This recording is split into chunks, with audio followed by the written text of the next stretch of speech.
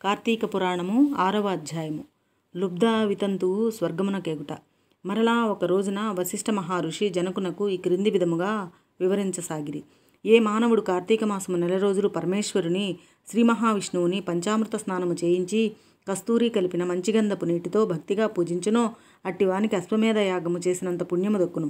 అటులనే ఏ మానవుడు కార్తీక మాసమంతయు దేవాలయమునందు దీపారాధన చేయునో వానికి కైవల్యము ప్రాప్తించును. దీపదానము చేయుట ఎట్లనినా పైడి పత్తి తానే స్వయముగా తీసి శుభ్రపరిచి ఒత్తులు చేయవలేను. వరిపిండితో గాని గోధుమ పిండితో గాని ప్రమిదవలే చేసి ఒత్తులు వేసి ఆవు నెయ్యి దీపము వెలిగించి ఆ ప్రమిదను బ్రాహ్మణునకు దానమయ్యవలెను. శక్తి కొలది దక్షిణ కూడా ఇవ్వవలెను.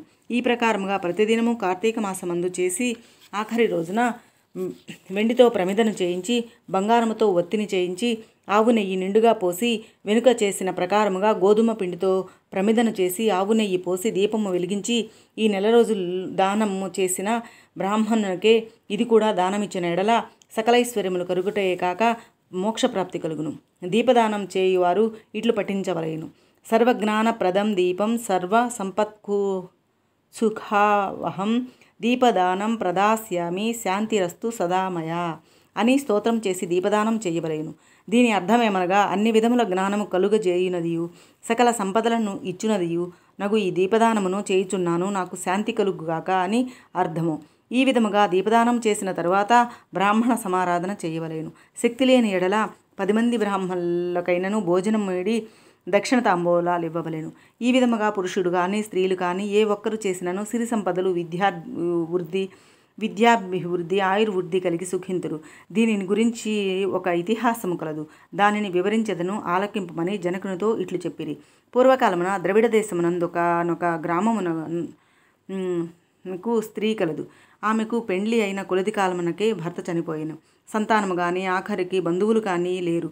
అందుచే ఆమె ఇతరుల ఇళ్లల్లో దాసీపని చేయుచు అక్కడనే భుజించుచు ఒకవేళ వారు సంతోషం కొలది ఏమైనా వస్తువులు ఇచ్చిన ఎడల ఆ వస్తువులను ఇతరులకు హెచ్చు ధరకు అమ్ముకొనుచు తన వద్ద ఈ విధముగా ప్రోగైన సొమ్మును వడ్డీలకు ఇచ్చి మరింత డబ్బును కూడబెట్టుకొనుచు దొంగలు దొంగిలించి తీసుకువచ్చి వస్తువులను తక్కువ ధరకు కొని ఇతరులకు ఎక్కువ ధరకు అమ్ముకొనుచు సొమ్ము కూడబెట్టుకొనుచుండెను. ఈ విధముగా కూడబెట్టుకున్న ధనమును వడ్డీలకిస్తూ శ్రీమంతుల ఇండ్లల్లో దాసీపనులు చేస్తూ తన మాటలచే వారిని మంచి చేసుకొని జీవించుచుండెను. ఎంత సంపాదించినానేమి ఆమె ఒక్క దినము కూడా ఉపవాసము కానీ దేవుని మనసారా ధ్యానించటం కానీ ఎరుగదు. పైగా వ్రతములు చేసేవారిని తీర్థయాత్రలకు వెళ్ళేవారిని చూసి అవహేళన చేసి ఏ ఒక్క భిక్షగానికైనా పిడికెడు బియ్యము పెట్టక తాను తినక ధనమును కూడబెట్టుకొనుచుండేది. అటులో కొంతకాలము జరిగిన ఒక రోజున ఒక బ్రాహ్మణుడు శ్రీరంగమునకులోని శ్రీరంగ నాయకులను సేవించుటకు బయలుదేరి మార్గమధ్యమున ఈ స్త్రీ ఉన్న గ్రామమునకు ఆ దినమున అక్కడొక సత్రములో మజిలీ చేశాను. అతడు ఆ గ్రామములోని మంచి చెడ్డలను తెలుసుకొని ఆ పిసినారి స్త్రీ సంగతి కూడా తెలుసుకొని ఆమె కడకు వెళ్ళి, అమ్మా, నా హితవచనములు ఆలకింపుము, మీకు కోపం వచ్చినా సరే నేను చెప్పుచున్న మాటలు ఆలకింపు మని చెప్పాను. మన శరీరము శాశ్వతములు కావు, నీటి బుడగల వంటివి. ఏ క్షణములో మృత్యువు మనలను తీసుకొని పోవునో ఎవరూ చెప్పలేరు.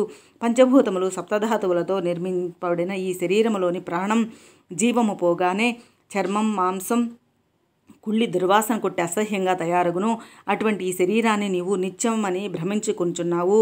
ఇది అజ్ఞానంతో కూడిన దురాలోచన తల్లి. నీవు బాగా ఆలోచించుకొనుము. అగ్నిని చూసి మిడత దానిని తినే వస్తువును భ్రమించి దగ్గరికి వెళ్ళి భస్మమగుచున్నది. అటులనే మానవుడు కూడా ఈ తనువు శాశ్వతమని అంధకారములో బడి నశించుచున్నాడు గాన నా మాటలు ఆలకింపి నీవు తినక ఇతరులకు పెట్టక అన్యాయంగా ఆర్జించిన ధనము ఇప్పుడైనా పేదలకు దానధర్మములు చేసి పుణ్యమును సంపాదించుకొనుము. శ్రీమన్నారాయణను ప్రతిదినం స్మరించి వ్రతాధికములు చేసి మోక్షమునందుము.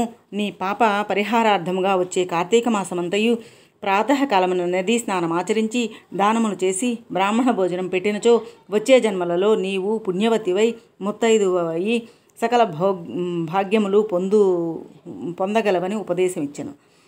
ఆ వితంతురాలు బ్రాహ్మణుడు చెప్పిన మాటలకు తన్మయురాలై మనస్సు మార్చుకొని నాటి నుంచి దానధర్మములు చేయుచు కార్తీక మాస వ్రత ఫలము వలన ఆమెకు జన్మరాహిత్యమై మోక్షము పొందెను.